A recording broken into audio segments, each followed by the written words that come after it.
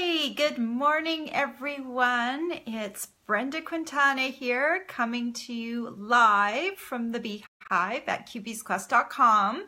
Today is Tuesday and today is the day that we case or copy a card out of the catalog, and we change some things about it. And Catalina and I, we've been doing this over a year now. And the exciting thing is we're inviting some new people to join us to blog about Casing Tuesday.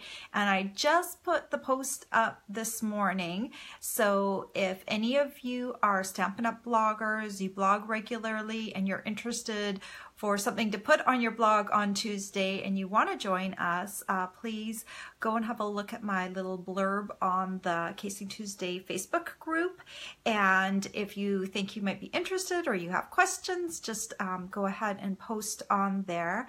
And I'm excited about this because I think Casing Tuesday's a really great idea, because when you copy a card and you change something about it, you're starting with a basic layout or maybe colors, so you don't have to create the card all the way from scratch.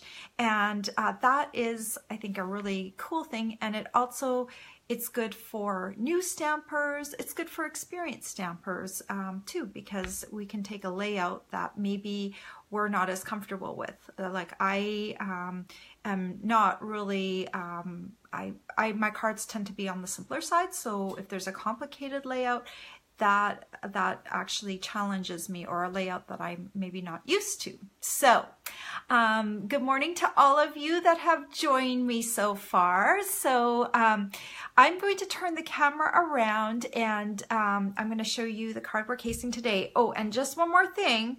If you just are casing cards, you don't have to have a blog. You can, just as long as you can take a photo of your card with a smartphone, and you can participate in our Facebook group. So we choose a card each week to copy, and then during that week you can take however much time you want to create your card, and then you can post it on our group so we can all see it. And it's neat because I'll take that card and sometimes they'll look really different. Today, Catalina and I, our card looks a lot alike. So, you know, it's almost like she was here in my studio, but she's all the way in Texas and I'm all the way in Massachusetts. So we didn't copy each other's cards, but we ended up with a card that looked very similar. But most of the time we end up with cards that look vastly different from each other. So that's kind of cool that you can share with us too, even if you're not blogging. So I'm going to turn my camera around. If you get motion sick, close your eyes. One moment. That's my view today. Now I'm going to move. It's cold today. It was 40 degrees when I woke up, and yesterday I think it was in the 60s, so it was like a little bit of an adjustment when I got up this morning. I'm still moving this around. Just give me a second. Okay, I think that's about as good as it will get. So let me show you. This is the card that we'll be casing today. And if I had known that this week's card had a circular layout and last week's card also had a circular layout, I probably would have shuffled them in the deck a little bit.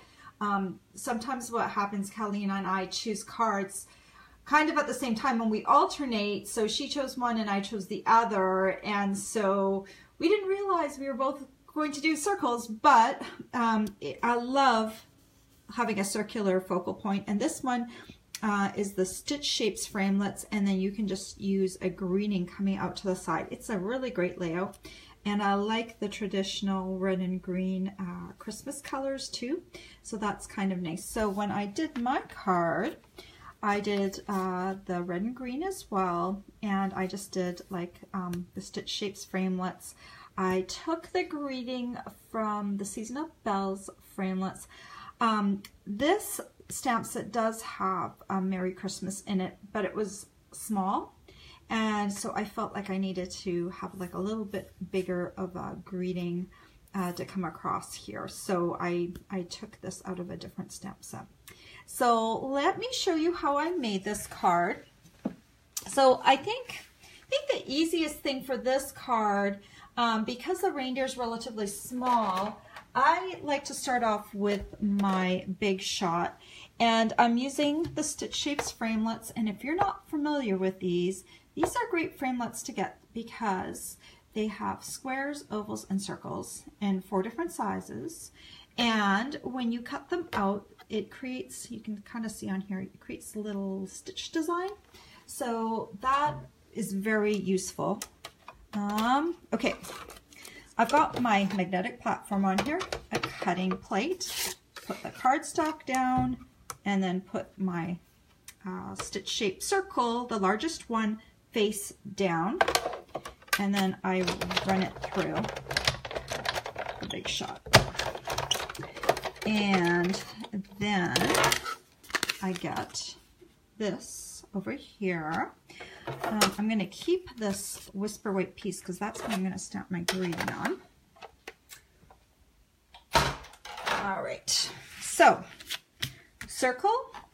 Then we're going to do the Stampin' blends today for our coloring. So with Stampin' blends, you have to use, well, you don't have to use Memento ink, but Memento Tuxedo Black ink is one of the inks that is recommended for it. You do not want to use StazOn with alcohol markers. It's kind of like they cancel each other out and they don't work well together.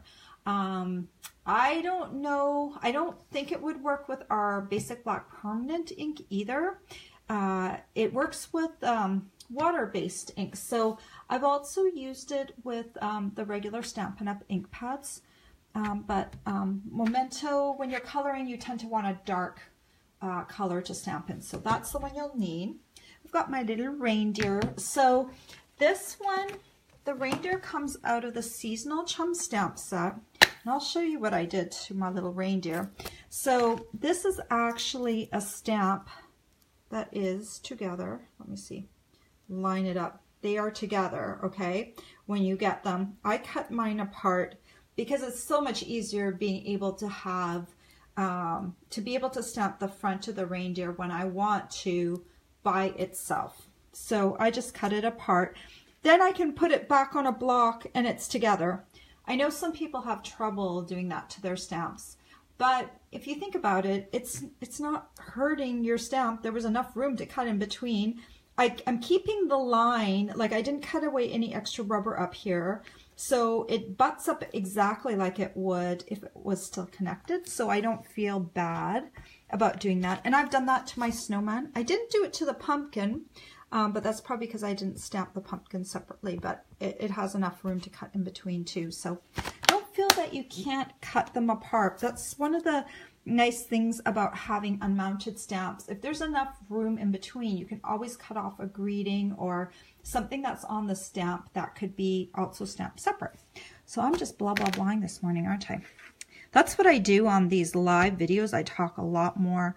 On my regular videos, I edit a lot of my blah, blah, blahing out. But okay, so I'm inking up this little guy, and I'm going to stamp him slightly towards the right, as I want room for my greeting to come in on the side.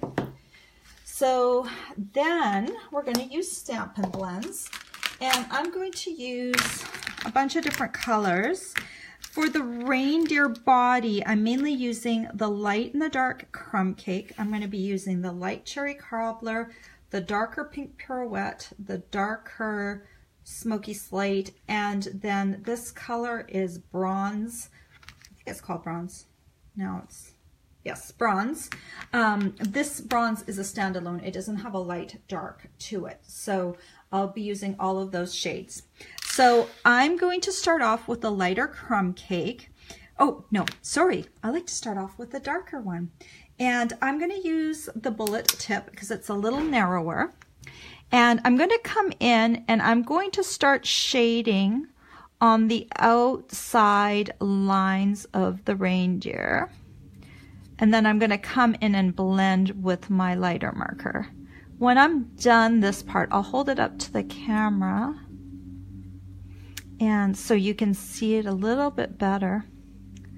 Oh, it's very noisy next door today. They're still working on building that house. next door to me, and of course when I'm doing a Facebook Live they like to be nice and loud. So okay, I'm coming around. I know I'm taking some time with this, but you want to come in and just kind of shade, maybe a little bit on the top here too, a little bit on the top of the reindeer head. Okay, so I've done my shading with my darker crumb cake. So you can see that looks not so great, you know, but that's the outline, and that's what I'm going to be blended with. So that's kind of how it starts off looking. So if yours looks like mine or somewhat like mine, don't worry, because we're going to blend with a lighter color. So you can choose if you want the brush or the bullet tip. I'm going to use the brush tip because I've got a larger surface to cover. And so I'm going to start little circles. Oh, you know what? Guess what? I grabbed the wrong one. Haha. I put it down and I grabbed the wrong one. I need this one, the lighter one. That's okay. I didn't do too much with it. The top of that reindeer leg is just going to be a little darker. So I come in here and I start blending. And when you start blending, you're going to kind of see it. Still a distinctive line. So you go over once, and then it's almost like you've kind of wet it again. And then you can kind of start blending out that line. Because ideally, you don't want to see that line. So you can kind of see as I'm going along, I've got a line. But now if I go back over it, I can blend out that line. And that's what you want to kind of see. You just want to kind of see that it's like shaded rather than two distinctive markers. So you're going to go over it once, and then you're going to come back over again with small circles, and you're going to blend out that line. That's why they're called Stampin' blends, so you can blend them out. Okay, I'm going to hit that little spot since it got a little, the other ones got hit. Now I'm going to come here and do the head. And again, I've got that line, so I want to get rid of the line because the line does not look very good. That line you could do with other markers, and you know, that's the special part of blends, is that you're actually blending and not having that line exist. Okay, so let me hold that up to the camera. And so you can see that line has been broken down. It's more of a shadow now, but you can't really tell definitively where my two markers began and ended. And that's what it looks like. Now, right now, the reindeers looks pretty dull. So let's add some accents. So let's start off with the bronze. And I'm going to use the bullet tip on the bronze. I'm going to come in and I'm going to hit the antlers. I think it just looks nice to do like a slightly different brown. It's like all in the details to hit those antlers. There's not a lot of room to do any blending on there. So I'm just going to leave them one color. If I had a bigger area to work with, I could do some more blending.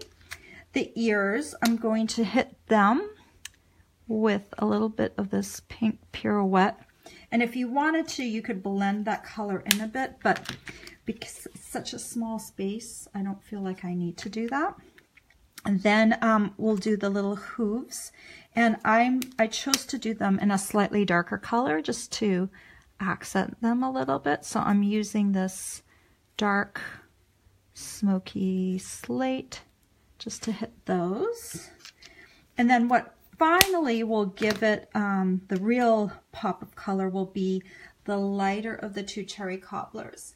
And the cherry cobbler is not real red, but the lighter cherry cobbler looks like real red if you don't have it right next to each other. So it mimics the real red. So I will use that to color the bow. And I'm going to leave that bell blank. If you wanted to, you could hit that with some of that, what is called Wink of Stella to give it a little shine, but I want the bell to stand out, so I'm not actually going to color it with anything. So that's basically how I did the coloring with the Stampin' blends, and I have all those colors on my blog if you want to know which ones I used. Right now it's still pretty easy to figure out the colors because we don't have that many yet, so you can figure out, well, that's the brown that she used, because we really only have the crumb cake and the bronze for the brown right now. So then we need to kind of put together the card. So we'll also need the greeting, and so I've got my garden green ink pad. Let me open that up, and I'm using from the Seasonal Bells stamp set, I'm using this Happy Christmas, which is just such a lovely greeting. And let me ink that up, top, top, top. And I'm just going to stamp this down here. Now, I believe there is a framelit that matches this. I do not own it, so I actually fussy cut mine. And since you didn't want to watch me do that on camera, I actually stamped one earlier and fussy cut mine. So you can spend the time, if you're getting this stamp set and you don't have the framelets, it is not hard to cut along these lines and get it cut out, but you didn't need to watch me doing that, because I'm sure you can all cut without me showing you that. So then we just need some paper. So I've got my card base right here. This started out as an 8.5 inch by 5.5 inch piece, and I scored it in half at the 4 1/4 inch mark. Then these two pieces are both 5.5 inches long. My green piece, my garden green piece, is 3 inches long, and this piece is actually 1.5 inches. You only need 1 1/4 inches really, but I found sometimes it's easier to overlap them a little bit. So I just cut this to 1.5 inches, but you can actually get by with a 1 1/4 inch piece. So I just need to glue these two pieces down. So let me grab some Tombow. With paper, you want to use like just a little bit of glue because it's light paper. And good morning to everyone who has joined me a little bit later on in this live video. This video will be posted on YouTube later on, and the recording will also be on Facebook after I'm done. So sometimes it seems like I'm live, but you're watching hours later, and I don't say hi to everyone. So I'm going to say hi to everyone in general. I'll go back later. If you guys have any questions, please just post them and I'll scroll back and make sure I answer them at the end. So I'm just taking my second piece and I'm going to just add it to the front of my card like that. And then there's a little bit of ribbon or something on the card, the original card. So I added something here too. I like to use the washi tape because it's fast and easy. I'm using the Basics Pack number 2 out of the annual catalog, and I'm going to use this one right here. I need to post how I made this little washi tape like holder, because it's kind of handy to have this on a little holder where I can just slip the washi tape on and off. It keeps it all together, and I can write the name on there. I need to do a little separate video for that. Anyway, I find the end. Last night I had trouble finding the end. There it is. And I just run it along my overlap like that. I'm going to cut off the ends because, where are my scissors?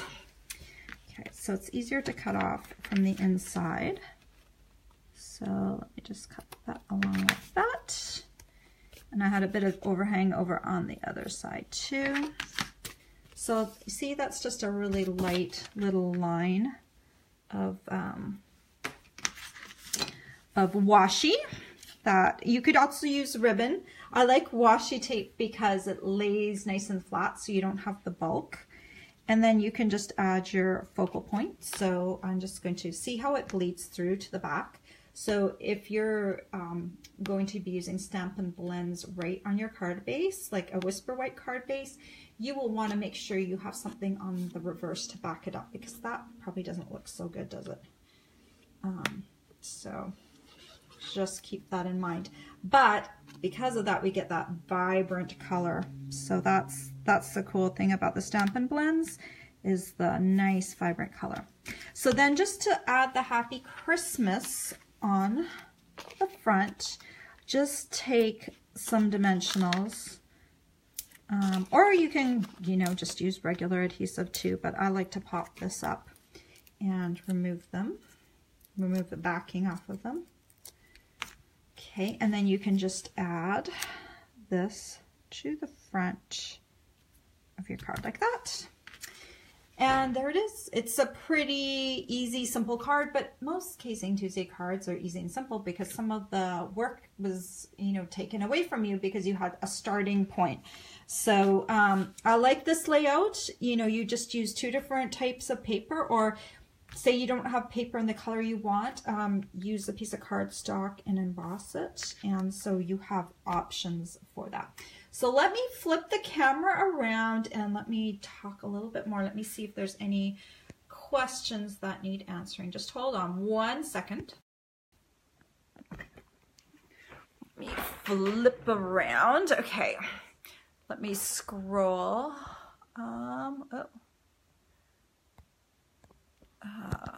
Okay, I'm scrolling. Why can I not scroll? Okay, there we go. Okay, let me start at the front. Let me make sure I didn't miss anyone's questions. Hello to everyone who's joining. I see some regulars. Thank you so much for coming back. Janine says, your blah, blah, blahing is one of the things I love most about your videos. Ha! Says your kindness and sincerity are always integral parts of your teaching, I think. Ah, well, that means a lot. I do try and be sincere. In the Facebook Live, it's some people don't like watching Facebook Lives, and that is totally cool. I totally get it. I'm a busy person too, and sometimes that's, you know, not people's thing. And I have other videos on my YouTube site that are very to the point, and hopefully, you know, you don't have to watch me talk. But at the same time, I love this format because I can connect with you guys on a live basis. So it's nice to be able to have those questions and stuff come in, and comments and stuff, so that I can kind of talk to you. And okay, so it's just a bunch of people saying hi, which I love too. But if you ever have any questions, please like post them on my Facebook page and post them in the video, and I will try to get back to them. If for some reason I don't get back to you, it's probably because I didn't see it. Sometimes messaging isn't always what it should be. Sometimes Facebook or YouTube doesn't get me the message, and I don't see it until after the fact. Or sometimes I see the message and it becomes unread, but I don't have time to answer it right away, and I'm busy. So if you need to get a hold of me, please try a second time, because usually it's some weird thing like that if I haven't answered you right away. So I digress, but if you are interested in any of the products I used today, please check out my blog. The link is in the description of this video. I have a supply list on there. I have the measurements I used. I will put this video on YouTube. Maybe you're already watching me on YouTube. And then if you want to join the Casing Tuesday Facebook group, there is a link for that as well, so that you can share your card with us. And I think that's the fun part of this group, is that it's not just me, it's you guys too. So I hope you will join me in doing that. I am heading off to On Stage tomorrow. And for those of you who don't know what that is, it is a Stampin' Up event. We have them twice a year.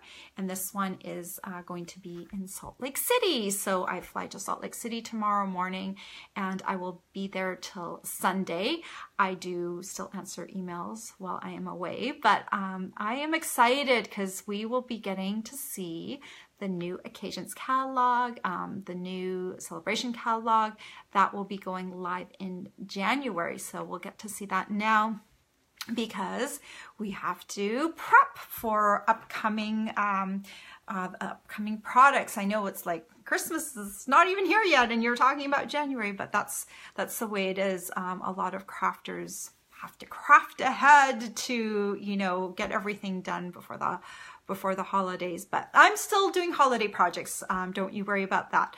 I'm still focusing on Christmas, but we're also thinking ahead to next year. So I will be excited. I will be back here by next Tuesday. So Casing Tuesday will not be affected by this, but I will be gone. And some of you on here might be in Salt Lake City too. So if you are in Salt Lake City and you're there, you see me, please say hi to me. I would love to see you and give you a hug and take a selfie with you. I'm getting better at selfies, so give me some practice so we can take a selfie together, okay?